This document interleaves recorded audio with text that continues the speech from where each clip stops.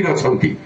ତେଣୁ ସେମାନେ ଗାଇ ଉଠୁଛନ୍ତି ଜନ୍ମ ଆମର ମଣିଷ। କାରନ୍ଦୀ ପାଣିଗ୍ରାହୀଙ୍କର କବିତା ପ୍ରଫୁଲ୍ଲ ଭାଇ ଜାଣିଛନ୍ତି, ଜନ୍ମ ଆମର ମଣିଷ କୁଳରେ ନାହିଁ ଇଜ୍ଜତମାନ, ଆମ ଝିଅ ବୋଉ ସବୁରି ସାହିଏ ଆମେ ଶଳା ସଇତାନ। ସବୁରି ସେ ମୋଟାମୋଟି ଭାବରେ ସେ କହିଛନ୍ତି ଏ କବିତା କିଏ ଶଳା ସଇତାନ କବିତା କାରନ୍ଦୀ ପାଣିଗ୍ରାହୀଙ୍କର କବିତା। ସେ ସେତିକିବେଳେ କହିଥିଲେ ଯେ ଆମେ ଯେତେବେଳେ ଆଗଲେ ମଧ୍ୟ ଆମେ ସେ ନିର୍ଯାତିତ ଅବସ୍ଥାରେ ଅଛୁ। ଯେତେବେଳେ ରବି ସିଂ ଯୋଉ କଥା କହୁଛନ୍ତି, ଜଠରେ ଜଳେକା କ୍ଷୁଧାରେ ଅନଳ, ନିଜ ମାଂସକେ ବିକେ ପୋଳ ପୋଳ, କିଏ ଗଡ଼େ କିଏ ସଡ଼େ ତିଳ ତିଳ, ଚୁଲି ପରେ କାର ଯାଏ ନିଆଟିକା, କିଏ ଖୋଜି ବୁଲେ ହଜମି ବଟିକା। ଏ ପ୍ରିୟାପ୍ରୀତିର ସମାଜ, ଅସମ୍ମତାର ସମାଜ। ଆମେ ଆଇନ କାନୁନରେ ଆମେ ସମାଜକୁ ସମାନତା କରିଛେ, right to equality is there, ଆଇନଗତ ସମାନତା ଅଛି, କିନ୍ତୁ ବାସ୍ତବରେ ଆମେ ଅସମାନତା ଭିତରେ ଗତି କରୁଛେ ଆମର ଭାଇମାନଙ୍କ ପାଇଁ। ଶ୍ରମଜୀବୀ ଆଜି ଯୋଉ ଆଧୁନିକ ଭାରତ ଆଡ଼କୁ ଆମେ ଗତି କରୁଛେ, ଆଜି ଆମେ ଡିଜିଟାଲ ଦୁନିଆ କଥା ଚିନ୍ତା କରୁଛେ, ସବୁ ହଉଛି ସେ ଶ୍ରମିକ ଭାଇଙ୍କର ପରିଶ୍ରମର ଲୁହ, ପରିଶ୍ରମର ଫଳ। ଯେଉଁମାନେ ପରିଶ୍ରମ ନ କରିଥିଲେ ଆଜି ଆମେ ମୋବାଇଲ ଧରିନଥାନ୍ତେ, ଆଜି ଆମେ ସଭ୍ୟତା କଥା ଚିନ୍ତା କରିନଥାନ୍ତେ, ଆଜି ବିକଶିତ ଭାରତ କଥା ଚିନ୍ତା କରିନଥାନ୍ତେ। ଆମେ ଖାଲି ସ୍ୱପ୍ନ ଦେଖୁଛେ ବିକଶିତ ଭାରତର, କିନ୍ତୁ ଆପଣ ମନେ ପକାନ୍ତୁ ଦାନା ମାଝି ଠାରୁ ଆରମ୍ଭ କରି ଜିତୁ ମୁଣ୍ଡା ପର୍ଯ୍ୟନ୍ତ ଏଇ ହେଉଛି ଭାରତ ବର୍ଷର ଚିତ୍ର। ଜିତୁ ମୁଣ୍ଡା କଥା ଆପଣମାନେ ଜାଣିଛନ୍ତି, ସୁଆପାଟଣା ଘଟଣା, କେଉଁଝର ସୁଆପାଟଣା ମଲ୍ଲିକାପୁର ଗାଁର ଘଟଣା। ତାକୁ ଏମିତି ଅସବେଦନା ଦେଲେ ବ୍ୟାଙ୍କ ବାଲା, ତମେ ଆଣ ପ୍ରମାଣ, ତାଡ଼ିକିରି ଆଣିଲା ତା ଭଉଣୀର ଶବ କଙ୍କାଳ, ସେ ଦେଖେଇଲା ଏଇ ହଉଛି ବିକଶିତ ଭାରତ, ଏଇ ହଉଛି ସୁବର୍ଣ୍ଣ ଭାରତ, ଏଇ ହଉଛି ଆଗାମୀ ଦିନର ଭାରତ ବର୍ଷ, ଯେଉଁଠି ଆମ ପିଲାମାନେ ରହିବେ।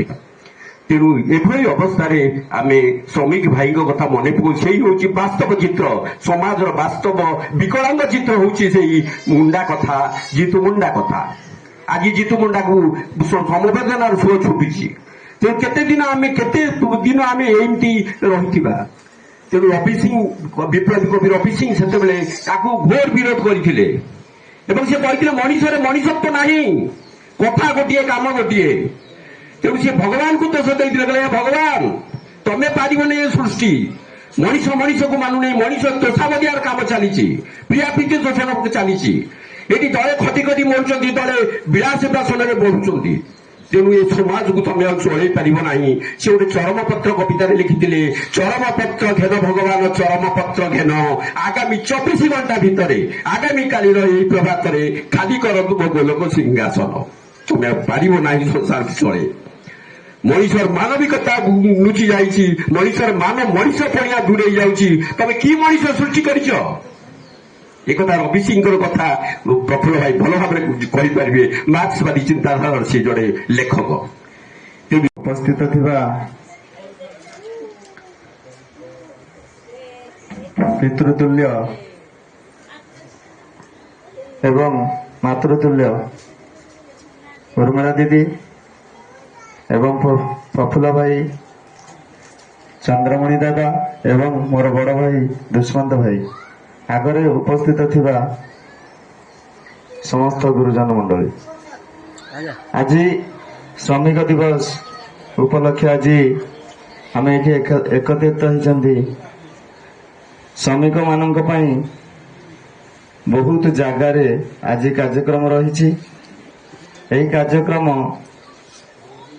ଆମେ সোশিয়াল মিডিয়াରେ ମଧ୍ୟ ଦେଖିବାକୁ ପାଉଛନ୍ତି।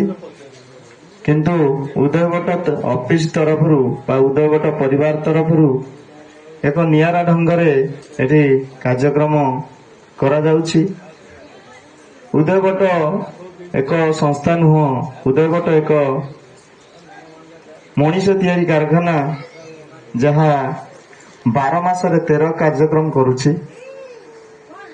ହିନ୍ଦୁ ସଂସ୍କୃତି, ହିନ୍ଦୁ ପରମ୍ପରା ଆଉ ହିନ୍ଦୁମାନଙ୍କୁ ନେଇକି ଯୋଉ କାର୍ଯ୍ୟକ୍ରମ ତିଆରି କରାଯାଉଛି, ଉଦୟବଟ ପ୍ରତ୍ୟେକ ପର୍ବପର୍ବାଣୀ ଠୁ ଆରମ୍ଭ କରିକି ଦେଶାତ୍ମବୋଧ, ଯାହା ସବୁ କଥା ଆମକୁ ମନେ ପକେଇ ଦଉଛି।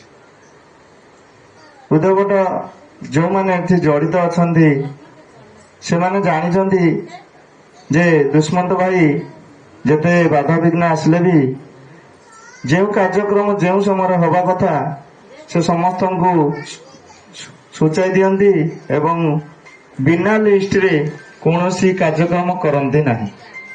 ମନେ ପକେଇ ତନ ତନ କରି ସେମାନଙ୍କୁ ଫୋନ ମଧ୍ୟ କରନ୍ତି। ଆଜି ପ୍ରୋଗ୍ରାମ ଅଛି, ଏ ପ୍ରୋଗ୍ରାମରେ ଆମେ ଆସିକି ସାମିଲ ହୁଅନ୍ତି। ଉଦୟବଟ ପରିବାର ଆମର ମଜବୁତ ହୁଏ ଏବଂ ତାହା ମଧ୍ୟ ପ୍ରଚାର ପ୍ରସାର ହୁଏ। ତେଣୁ ଆଜି ଯେଉଁ ଶ୍ରମିକ ଦିବସ ଆମେ ଆସିଛନ୍ତି, ଶ୍ରମିକ କହିଲେ ଯେଉଁମାନେ କର୍ମକ୍ଷେତ୍ରରେ କାର୍ଯ୍ୟ କରୁଛନ୍ତି, କର୍ମ କହିଲେ ବହୁତ ପ୍ରକାର ବୁଝାଏ। କିଏ ଚାକିରୀ କ୍ଷେତ୍ରରେ କାମ କରୁଛି, କିଏ ମୂଲ ମଜୁରୀ ଲାଗୁଛି, ଯିଏ ଯେଉଁ କିଏ ଡ୍ରାଇଭିଂ କରୁଛି, କିଏ ପ୍ଲାଣ୍ଟରେ କାମ କରୁଛି, କିଏ ରାଜମିସ୍ତ୍ରୀ କାମ କରୁଛି।